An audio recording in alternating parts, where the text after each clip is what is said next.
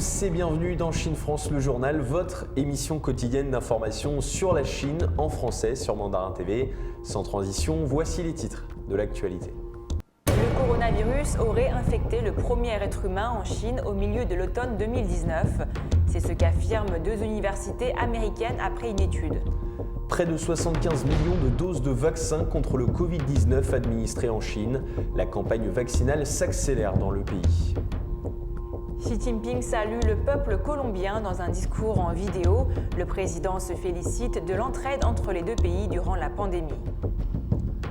Le ministre russe des Affaires étrangères Sergueï Lavrov est en visite en Chine jusqu'à mardi, l'occasion de célébrer le 20e anniversaire du traité Chine-Russie. L'exportation des piments séchés du Rwanda vers la Chine explose. Plusieurs entreprises rwandaises ont signé des accords avec des acheteurs chinois. Près de 250 civils tués depuis le coup d'État en Birmanie. Les manifestations se poursuivent malgré tout dans le pays. Nous vous le disions dans les titres, selon une étude menée par deux universités américaines, le Covid-19 aurait infecté les premiers humains fin octobre, début novembre 2019. Pour eux, le patient zéro aurait pu être infecté dans la province du Hubei dès la fin du mois d'octobre, soit un mois avant que les autorités chinoises ne communiquent sur la pandémie. Le marché aux poissons de Wuhan, lui, ne semble plus être l'épicentre de la pandémie. Une étude menée à l'Université de Californie et San Diego ainsi qu'à l'Université de l'Arizona tente d'apporter des réponses à l'origine du SARS-CoV-2. Pour eux, le patient zéro aurait pu être infecté dans la province du Hubei dès la fin du mois d'octobre, soit plus d'un mois avant que les autorités chinoises ne communiquent sur la pandémie. Si le coronavirus commençait à peine sa propagation fin 2019 en Chine, il est peu probable en revanche que le virus ait atteint l'Europe au même moment, comme plusieurs études le suggéraient.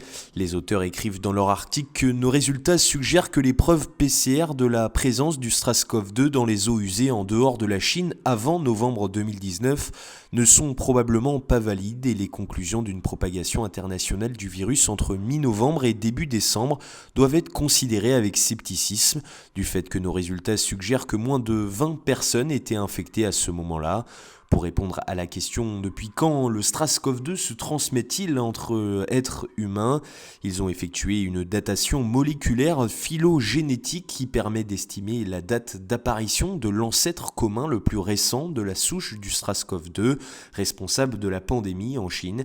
Ils ont analysé 583 génomes du coronavirus, échantillonnés entre décembre 2019 et avril 2020, alors que le virus se transmettait à vitesse grand V. Grâce à cela, ils ont déterminé le taux d'évolution du SARS-CoV-2 pour remonter le temps jusqu'au dernier ancêtre commun, événement de coalescence génétique.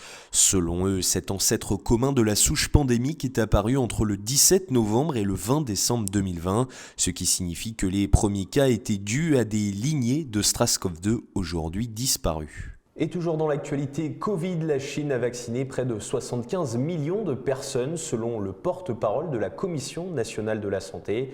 Un chiffre rendu possible par l'autorisation de 5 vaccins dans le pays pour une mise sur le marché. La campagne vaccinale s'accélère donc en Chine, bien que le nombre de cas soit très limité. Près de 75 millions de doses de vaccins contre le Covid-19 ont été administrées à travers la Chine, selon un bilan établi samedi en fin de journée, a déclaré dimanche un porte-parole de la Commission nationale de la santé.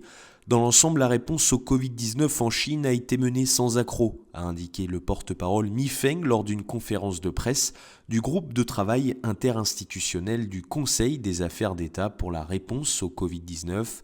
Cependant, des mesures de prévention et de contrôle de l'épidémie plus précises et plus efficaces sont encore nécessaires pour s'assurer qu'il n'y a pas de rebond à grande échelle. La production annuelle de vaccins en Chine peut répondre complètement aux besoins nationaux selon l'évaluation des modalités de production existantes, a indiqué Mao Junfeng, un responsable du ministère de l'Industrie et des Technologies de l'Information, lors de la même conférence de presse. La Chine a autorisé 5 vaccins contre le Covid-19 pour une mise conditionnelle sur le marché ou une utilisation d'urgence. Ces vaccins incluent 3 vaccins inactivés, un vaccin à vecteur adénoviral et un vaccin protéique recombinant, a noté Mao Junfeng. Samedi, Xi Jinping a salué le peuple colombien dans un discours en vidéo. Le président chinois a répondu favorablement à l'invitation de son homologue colombien, Iván Duque, une intervention qui coïncide avec l'arrivée du 3e lot de vaccins chinois contre le Covid-19 à Bogota. Le président chinois Xi Jinping déclare espérer que la Chine et la Colombie renforceront leurs liens dans la lutte contre la pandémie au bénéfice des deux pays. À l'invitation du président colombien Iván Duque, le président Xi Jinping a transmis ses vœux au peuple colombien lors d'un discours par visioconférence. Le président chinois Xi Jinping a déclaré que le vaste océan Pacifique ne pourra entraver la profonde amitié existant entre les deux peuples. Depuis l'établissement des relations diplomatiques il y a 41 ans, les relations sino-colombiennes ont connu un développement historique. La Chine est devenue le second plus grand partenaire commercial de la Colombie et les entreprises chinoises ont activement participé à la construction de la Colombie. Le dirigeant chinois a souligné qu'en pleine pandémie de Covid-19, les deux pays se sont unis pour s'entraider à ensemble surmonter les difficultés. Jusqu'à présent, 3 lots de vaccins chinois achetés par la Colombie ont été fournis au pays. Le président Duque a organisé une cérémonie spéciale pour diffuser dans tout le pays le discours du président chinois Xi Jinping. Il a déclaré qu'il existait un large consensus dans toute la Colombie afin de développer les relations avec la Chine et le pays désire renforcer à l'avenir les liens bilatéraux.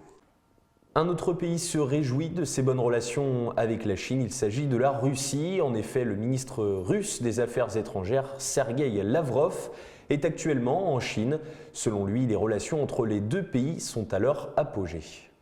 Le ministre des Affaires étrangères Sergueï Lavrov est en visite en Chine. S'exprimant avant son voyage, il a déclaré que les dirigeants des deux pays estimaient que les relations bilatérales étaient à leur apogée. Sergueï Lavrov a déclaré que leur confiance mutuelle et leur dialogue respectueux devraient servir d'exemple à d'autres pays. Cette année marque le 20e anniversaire du traité Chine-Russie de bon voisinage et de coopération amicale. Il a souligné que le modèle d'interaction des deux pays était exempt de toute contrainte idéologique et n'était contre aucun pays tiers. La diplomatie traite des relations entre les pays devraient s'écouter les uns les autres et trouver un équilibre d'intérêts. C'est la principale valeur que la Russie et la Chine détiennent dans l'élaboration des politiques diplomatiques.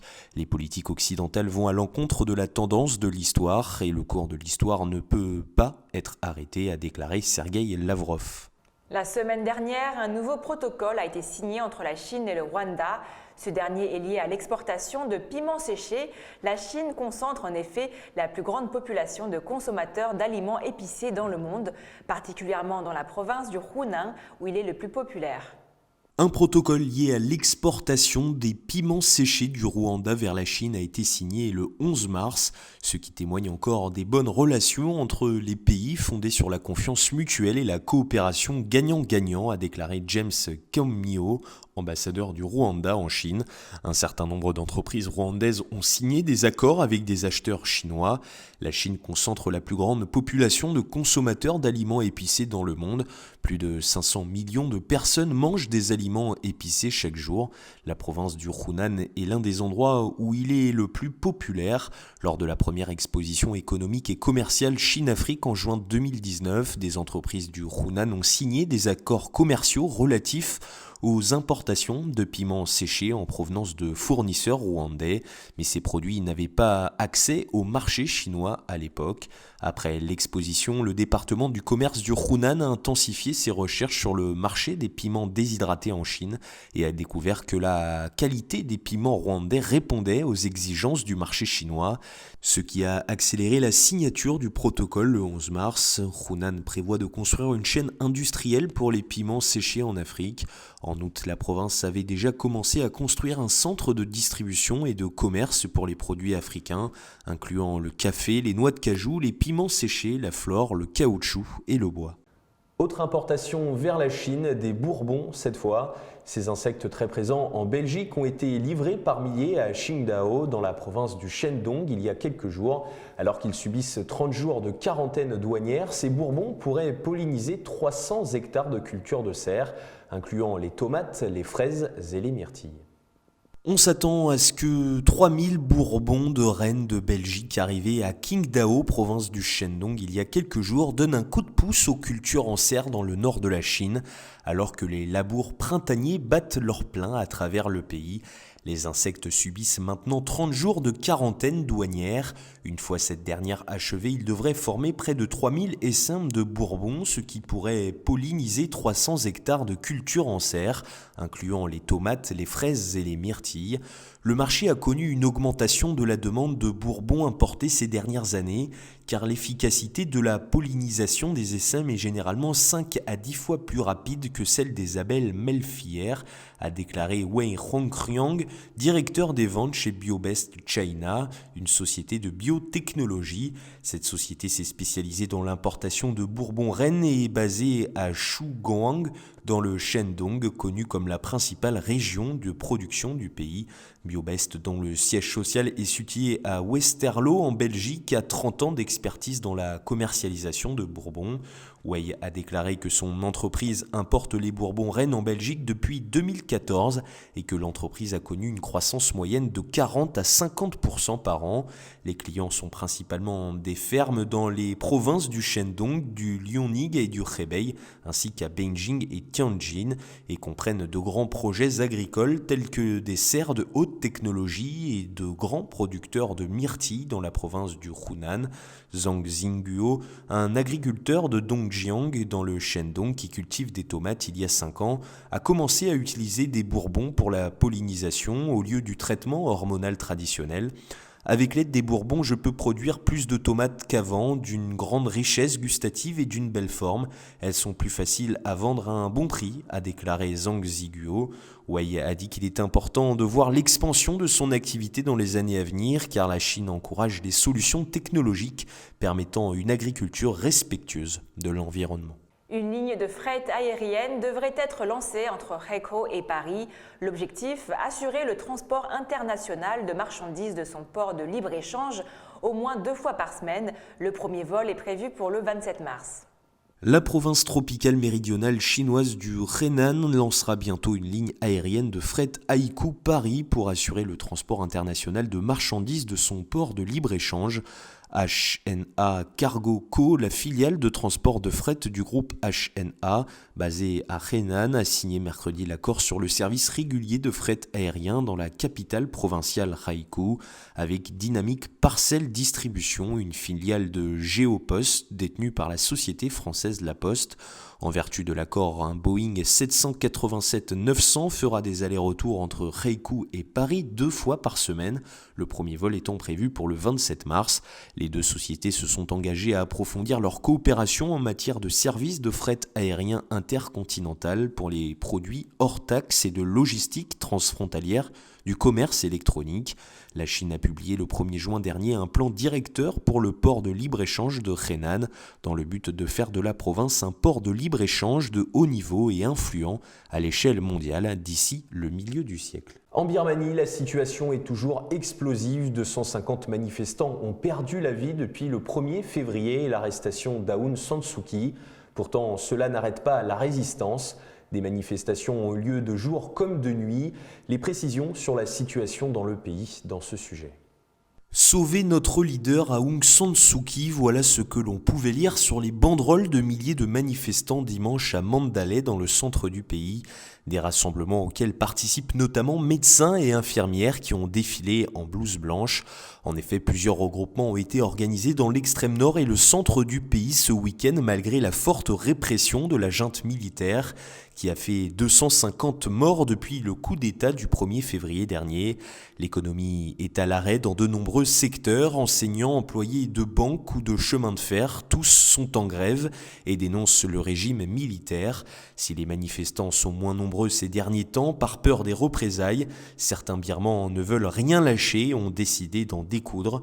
Certains quartiers de Rangoon ont sombré dans le chaos ces derniers jours avec des manifestants jetant des projectiles et des cocktails Molotov sur les forces de sécurité qui tirent à balles réelles. Face à ces violences, la population continue de fuir. La Thaïlande et l'Inde s'attendent à un flux massif de réfugiés, mais tous n'ont pas cette chance et subissent la répression. Plus de 2300 personnes ont été interpellées. Des responsables de la Ligue nationale pour la démocratie, le parti d'Aung San Suu Kyi, sont accusés de haute trahison, un crime passible de 22 ans de détention. L'ex-dirigeante de 75 ans fait quant à elle face à des accusations de corruption et est inculpée de plusieurs autres infractions. Si elle était reconnue coupable, elle pourrait être condamnée à de longues années de prison et être bannie de la politique. C'est la fin de notre journal. Merci à tous de nous avoir suivis.